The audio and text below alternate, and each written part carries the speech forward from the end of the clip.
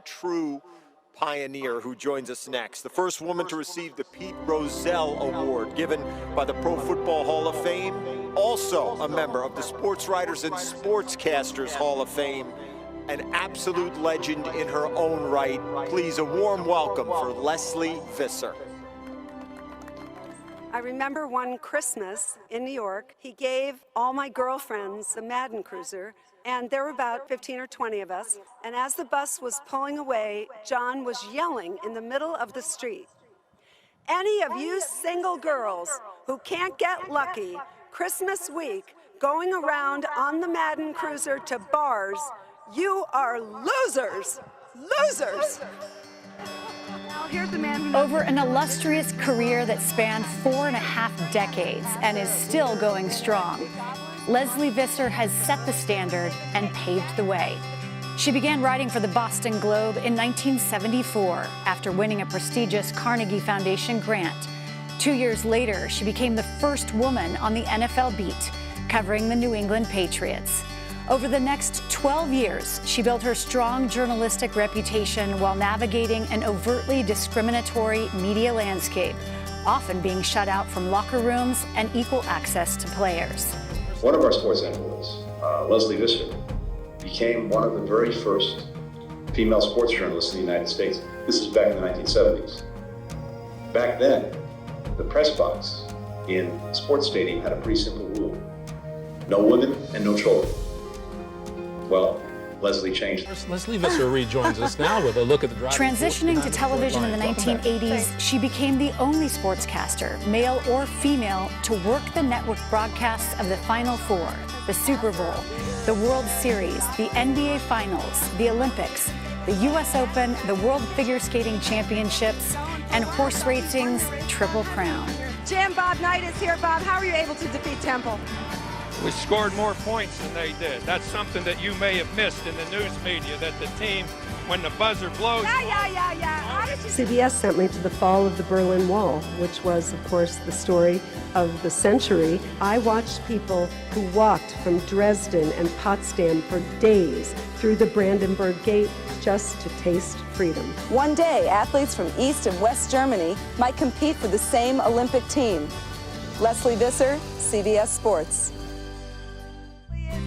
Among her trailblazing efforts, she became the first woman to present the Lombardi Trophy at a Super Bowl, to work as an NFL analyst in the broadcast booth, and to work on ABC's Monday Night Football. Working the sidelines, Lesley Visser. Hi, Lesley. Thank you very much, Al. Really glad to be here. She was also the first woman to go down the Olympic bobsled, invited by the U.S. team in 1992.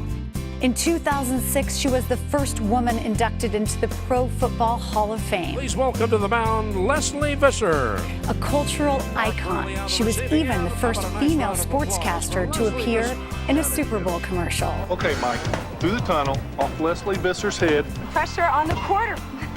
What was that? Always a storyteller. Just 30 years from communism, there is no freedom of the press. You should be able to have a dialogue with someone. Is this possible? How could I do it? How do I start? Lesley has been just as prolific in the last decade, whether it be engaging with the biggest personalities in sports. Hey, Lesley, you know I love you, girl. It was the first ever game, men or women, played on Parisian soil. Our very own Lesley Visser reported from the City of Lights.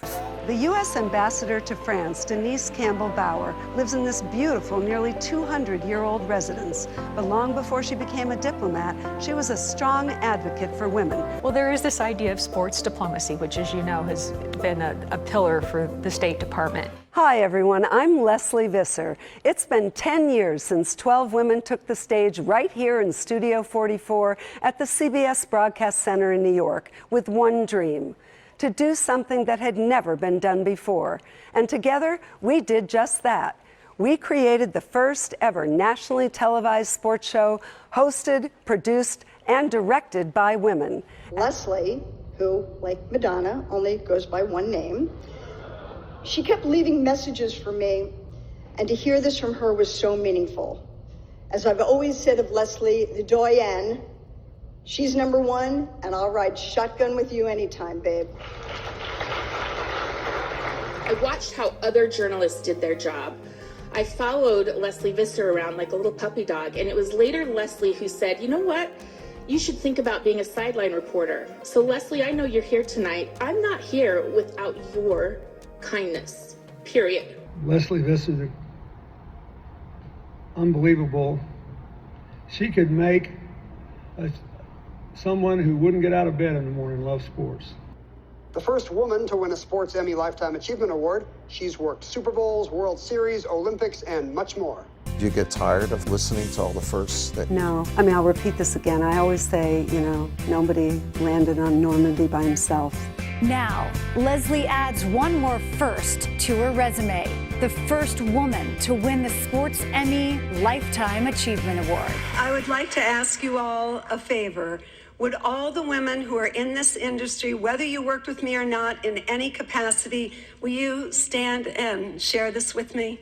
Please, thank you. And we'll celebrate each other.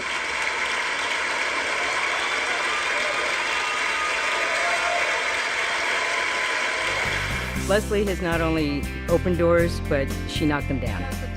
And she always did it with integrity, compassion for everyone around her, and a great sense of humor. I really don't know where we'd be without Lesley Visser, but I'm glad she came first. Any woman who ever aspired to do what Lesley did probably got the idea from Lesley. And I'm not sure that you can give any higher praise than that.